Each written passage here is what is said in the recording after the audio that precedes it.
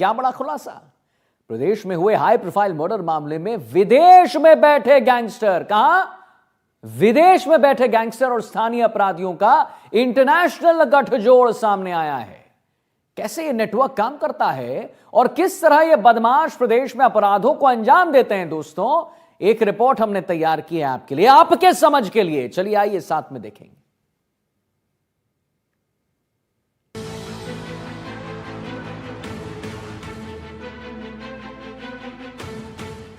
सीकर में गैंगस्टर राजू ठेहट हत्याकांड हो या फिर करनी सेना अध्यक्ष सुखदेव सिंह गोगामेडी का मर्डर या फिर कुचामन के कारोबारी रमेश रुलानिया की सरेआम हत्या की गई हो, इन सब हत्याओं के तार जिस नाम से जुड़े हैं वो नाम है गैंगस्टर रोहित गोदारा और वीरेंद्र चारण, जो विदेशों में बैठे बैठे प्रदेश को दहला रहे हैं। पुलिस की जांच में ये बात सामने आई है कि विदेश में बैठे ये गैंगस्टर स्थानीय अपराधियों को पैसों का लालच देते हैं और विदेश में ही बैठकर स्थानीय लोगों में दहशत फैलाते हैं।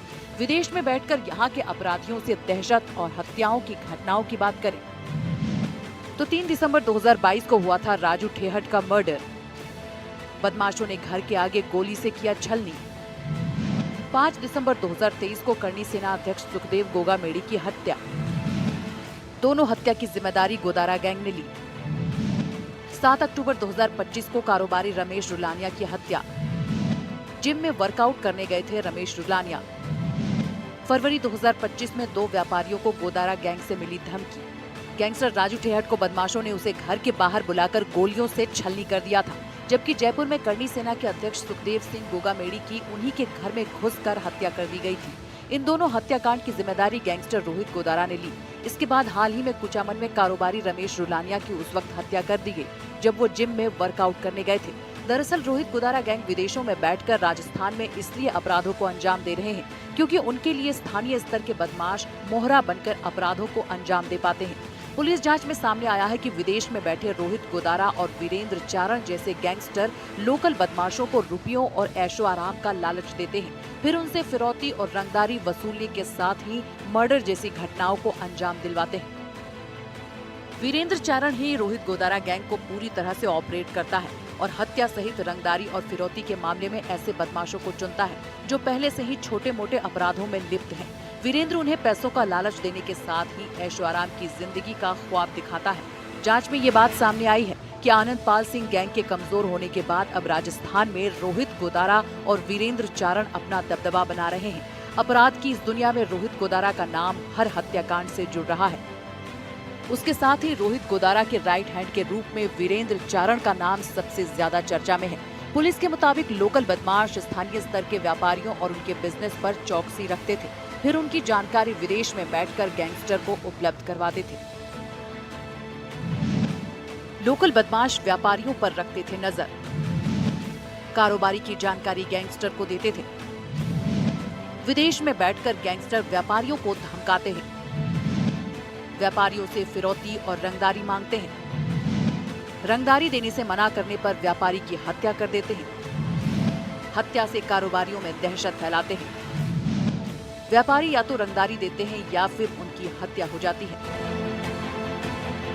स्थानीय बदमाश व्यापारियों के बारे में विदेश में बैठे बैठे अपने आकाओं को बताते हैं। बदले में उन्हें पैसों की मोटी रकम मिलती है, ऐशो आराम की जिंदगी मिलती है और स्थानीय बदमाशों को इससे ज्यादा क्या चाहिए, इसलिए वो विदेश में बैठे गैंगस्टर के लिए काम करते हैं। वो गैंगस्टर वहीं बैठकर यहाँ के नामचीन व्यापारियों को धमकाते हैं, उनसे रंगदारी वसूलने में कामयाब होते हैं और इस तरह उनके दहशत का खेल आसानी से चल पाता है। ज्यादातर मामलों में कारोबारी पुलिस में मामले दर्ज नहीं करवाते और चुपचाप फिरौती दे देते थे, लेकिन जो कारोबारी पैसा देने से इनकार करते हैं, ये बदमाश उनमें से किसी खास व्यापारी को चुनते हैं और उनका मर्डर करते हैं ताकि ज्यादा से ज्यादा दहशत फैला सके। इस मामले में पुलिस ने स्थानीय आरोपी शफीक खान समेत 6 आरोपियों को भी गिरफ्तार किया है। शफीक पहले से आनंद पाल गैंग से जुड़ा था और उस गैंग के लिए वसूली का काम करता था, लेकिन आनंद पाल सिंह के एनकाउंटर के बाद उसकी गैंग कमजोर पड़ गई और ज्यादातर बदमाश गिरफ्तार कर लिए गए। तब शफीक खान वीरेंद्र चारण के संपर्क में आया और वीरेंद्र चारण ने उसकी रोहित गोदारा से बातचीत करवाई। जानकारी के मुताबिक इस पूरे फिरौती प्रकरण में शफीक खान ही रोहित गोदारा और वीरेंद्र चारण गैंग तक लोकल व्यापारियों की जानकारी पहुंचा रहा था।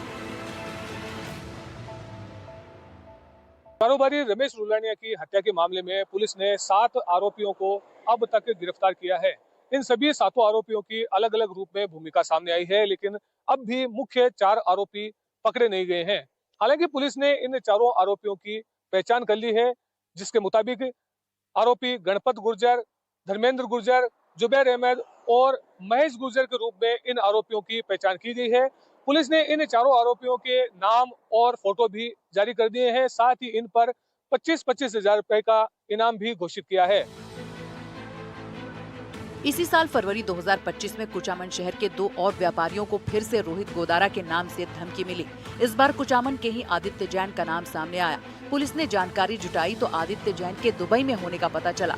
इंटरपोल से रेड कॉर्नर नोटिस के बाद 25 फरवरी को आदित्य जैन को दुबई एयरपोर्ट पर पुलिस ने अरेस्ट कर AGTF को सौंप दिया। पुलिस जाँच में सामने आया कि आदित्य जैन गैंगस्टर के लिए डिब्बा कॉलिंग करता था। मतलब कि आदित्य जैन वीरेंद्र चारण के कहने पर गैंग के लिए दुबई से व्यापारियों का फोन लगा कर देता था। पुलिस ने सफीक खान के साथ ही किशन लाल, रामकेश गुर्जर, राम सिंह, खुशीराम, दिनेश चौधरी और पवन चारण नामक आरोपियों को गिरफ्तार किया है। पुलिस के मुताबिक पवन चारण ने सबसे पहले वीरेंद्र चारण के मार्फत इस हत्याकांड की सुपारी ली थी। इसके बाद पवन चारण ने गणपत गुर्जर नाम के आरोपी को हत्या का जिम्मा सौंपा था। दिनेश चौधरी और खुशीराम ने इन आरोपियों को भगाने में गाड़ी उपलब्ध करवाई थी। कुचामन के कारोबारी रमेश रुलानिया की हत्या के मामले में कुचामन पुलिस ने शफीक खान के अलावा 6 और आरोपियों को गिरफ्तार किया है, जिसकी अलग अलग भूमिका सामने आई है। पुलिस के मुताबिक इस हत्याकांड को अंजाम देने की सुपारी पवन चारण ने ली थी। इसके बाद पवन चारण ने गणपत गुर्जर को हत्या का जिम्मा सौंपा। वहीं शफीक खान रंगदारी मांगने के मामले में पूर्व में गिरफ्तार हो चुका है। उसे भी इस घटनाक्रम की पूरी जानकारी थी, जबकि खुशीराम और दिनेश ने हत्यारों को गाड़ी मुहैया करवाई थी, जबकि बाकी लोगों ने भी इन बदमाशों को अलग अलग प्रकार से सहयोग दिया था। ये सभी आरोपी स्थानीय स्तर के बदमाश हैं, जिन्हें वीरेंद्र चारण ने इस हत्याकांड को अंजाम देने के लिए अलग अलग भूमिकाएं सौंपी थी। रमेश रुलानिया हत्या मामले में शफीक खान गिरफ्तार। शफीक के अलावा 6 आरोपी गिरफ्तार। पवन चारण, खुशीराम, किशन लाल, राम सिंह, दिनेश चौधरी और रामकेश गुर्जर गिरफ्तार हो चुका है। हत्या के 4 मुख्य आरोपी अब तक फरार हैं। गणपत गुर्जर, महेश गुर्जर, धर्मेंद्र उर्फ देवा और जुबैर अहमद मुख्य आरोपी हैं। गैंगस्टर्स और स्थानीय बदमाशों के गठजोड़ को तोड़ने के लिए अब पुलिस एक्टिव हो गई है। ADG क्राइम दिनेश MN का कहना है कि पुलिस इस हत्याकांड की हर कड़ी को जोड़ रही है। कई अहम सुराग हाथ लगे हैं, जिनके आधार पर कई लोगों को डिटेन कर गहनता से पूछताछ की जा रही है। उन्होंने स्पष्ट कहा कि किसी भी दोषी को बख्शा नहीं जाएगा, चाहे वो अपराधी हो या उसका सहयोगी। सभी पर सख्त से सख्त कार्रवाई की जाएगी। पवन चारण ने पहले ये फिरौती ली थी। इस घटना को अंजाम करने का जो फिरौती थी वो पवन चारण ने ली थी, और उसके बाद में पवन चारण और गणपत ने इस फिरौती को लिया। तो पवन चारण को इस पूरे के पूरे आपराधिक घटनाक्रम की जानकारी थी। ये मैं जिनके ये रोल है वो काफी ब्रीफ में बताऊंगी अभी आपको। और जो सफीक खान है, सफीक खान जैसा आप सभी लोगों को पता है कि नवंबर 2024 में जब इनको ये धमकी दी गई थी, तो उसका मुख्य आरोपी ये सफीक खान था। उसको भी इस पूरे के पूरे आपराधिक षड्यंत्र की जानकारी थी और उसका मुख्य सूत्रधार था। उसको भी हमने गिरफ्तार किया है। रमेश रुलानिया जी की गोली मारकर हत्या कर दी गई थी। हमलावर अज्ञात थे। पुलिस को उस समय किसी चीज का क्लू नहीं था, कौन लोग थे, कहां से आए थे जिन्होंने इस घटना को अंजाम दिया। दिन रात मेहनत करके डिडवाना जिला पुलिस ने 72 घंटे से कम समय में इसमें सारे अज्ञात हमलावरों की पहचान कर ली है, और उसी के साथ साथ इन सभी मुख्य आरोपियों को सहयोग देने वाले 7 आरोपियों को हमने गिरफ्तार कर लिया है। इस पूरी घटना में जो वाहन इस्तेमाल हुआ, उस वाहन को पुलिस के द्वारा जब्त किया जा चुका है। फरवरी 2025 में गैंगस्टर्स रोहित गोदारा और वीरेंद्र चारण के नाम से कुचामन शहर के 2 और कारोबारियों को रंगदारी के लिए धमकियां मिली थी। पुलिस ने जब इस मामले की जांच की तो कुचामन के ही एक युवक आदित्य जैन का नाम सामने आया।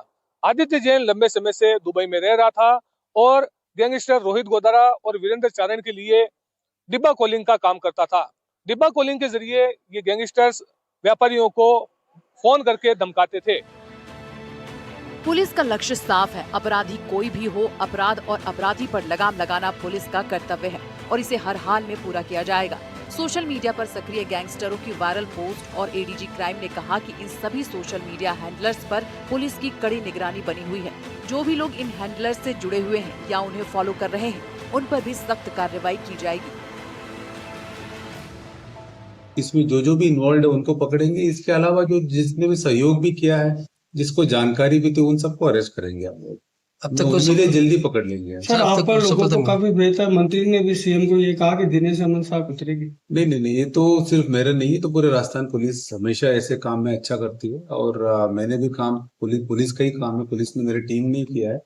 और एसपी मैडम और आईजी साहब ने भी काफी अच्छा प्रोग्रेस किया है। हमारी एजीटिव टीम भी लगी हुई है और 100% ये इसके अलावा इनको तो पकड़ेंगे ही। इनके अलावा भी जो भी इनको सपोर्ट कर रहे हैं, इनके जो सोशल मीडिया में फॉलो करते हैं और इनके साथ जुड़ के समझते हैं कि हीरो बन जाएंगे या पैसे कमा लेंगे, उन सबके खिलाफ एक्शन लेंगे। हालांकि इस हत्याकांड को अंजाम देने वाले मुख्य आरोपी अभी भी पुलिस की गिरफ्त से बाहर हैं, लेकिन पुलिस ने 4 मुख्य आरोपियों की पहचान कर ली है। इनके नाम गणपत गुर्जर, महेश गुर्जर, धर्मेंद्र उर्फ देवा और जुबैर अहमद है। पुलिस ने इनके नाम और फोटो भी जारी किए हैं और इन सभी पर 25-25 हजार रुपए का इनाम घोषित किया है। ये सभी आरोपी स्थानीय स्तर के बदमाश हैं। हालांकि पुलिस की टीमें लगातार आरोपियों को पकड़ने के प्रयास में जुटी है और खुफिया तौर पर अलग-अलग जिलों में कैंप किए हुए हैं। ऐसे में अब देखना होगा कि चारों आरोपी कब तक पकड़े जाते हैं। सफीक खान वीरेंद्र चारण के संपर्क में आया और उसके बाद रोहित गोदारा से उसकी जान पहचान हुई। सफीक खान ने ही स्थानीय स्तर के व्यापारियों और कारोबारियों के नंबर रोहित गोदारा और वीरेंद्र चारण को उपलब्ध करवाए थे, जिसके बाद इन गैंगस्टर्स ने इन व्यापारियों को फिरौती के लिए धमकाया था। पुलिस के जांच के मुताबिक इस घटना को अंजाम देने वाले बाकी आरोपी भी स्थानीय स्तर के ही बदमाश हैं। ये बदमाश छोटे मोटे अपराधों में लिप्त हैं और कई बार जेल भी जा चुके हैं। इसके अलावा ये बदमाश नशे के भी आदी हैं, जिसके कारण गैंगस्टर्स इन बदमाशों का आसानी से उपयोग कर लेते हैं और उन्हें रुपए पैसों का भी लालच देते हैं। कुचामन से जहीर अब्बास उस्मानी, एनडीटीवी। हमारी खास पेशकश हथकड़ी में फिलहाल इतना ही। और छोटे से ब्रेक के लिए रुकेंगे, लेकिन तब तक रुक जाइए, सतर्क रहिए, सावधान रहिए और देखते रहिए एनडीटीवी राजस्थान पर हमारी खास पेशकश। नमस्कार।